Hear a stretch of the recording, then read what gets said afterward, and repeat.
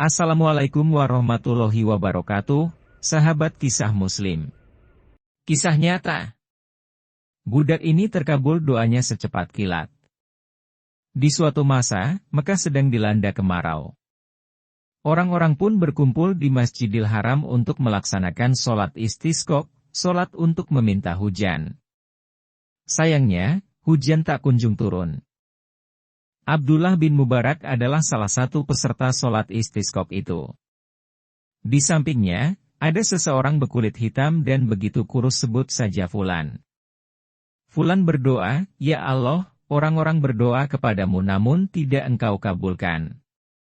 Sekarang, aku memohon kepadamu agar engkau berkenan menurunkan hujan kepada kami." Tak lama setelah itu, hujan pun turun dengan sangat lebat. Fulan kemudian pergi. Abdullah mengikutinya dari belakang. Hingga akhirnya, Abdullah mengetahui tempat singgah si Fulan tersebut, yakni di suatu tempat perdagangan budak. Setelah itu, Abdullah pulang ke rumahnya. Esok harinya, Abdullah mendatangi tempat penjualan budak itu, berniat untuk membeli si Fulan. Kepada pemilik toko, Abdullah berkata, "Aku akan membeli seorang budak." Pemilik toko mengeluarkan 40 budak miliknya, agar Abdullah bisa memilih mana yang ia suka. Sayangnya, Fulan sama sekali tak terlihat ada di antara budak-budak itu. Abdullah bertanya, "Masih ada lagi?" "Ada. Namun budak yang satu ini sakit-sakitan," jawab pemilik toko kepada Abdullah. Singkat cerita, Abdullah membeli si Fulan. Mereka berdua akhirnya pulang bersama. Di tengah jalan, Fulan bertanya kepada Abdullah, "Tuan, mengapa engkau mau membeli budak seperti aku? Padahal aku adalah budak yang sakit-sakitan?"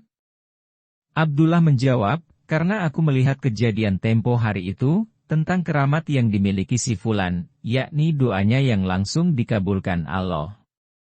Fulan langsung bersandar di suatu tembok dan berdoa, "Ya Allah, jika engkau menampakkan keramatku, maka aku memohon kepadamu agar engkau mencabut nyawaku."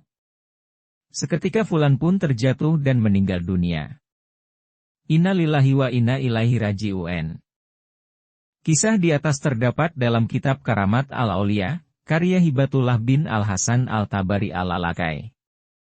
Lewat kisah di atas, kita bisa mengambil banyak hikmah. Salah satunya adalah hendaknya selalu menyembunyikan kebaikan dan kehebatan yang dimiliki.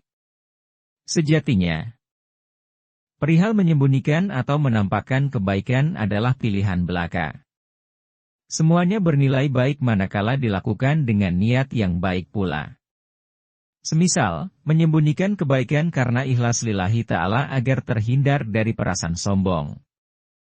Atau menampakkan kebaikan sebagai sarana untuk mengajak orang lain agar juga mau berbuat baik.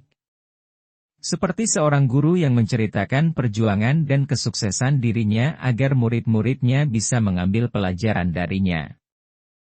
Hal ini telah disinggung dalam Al-Quran ketika menjelaskan tentang sedekah. Allah berfirman, "Jika kamu menampakkan sedekah-sedekah itu baik.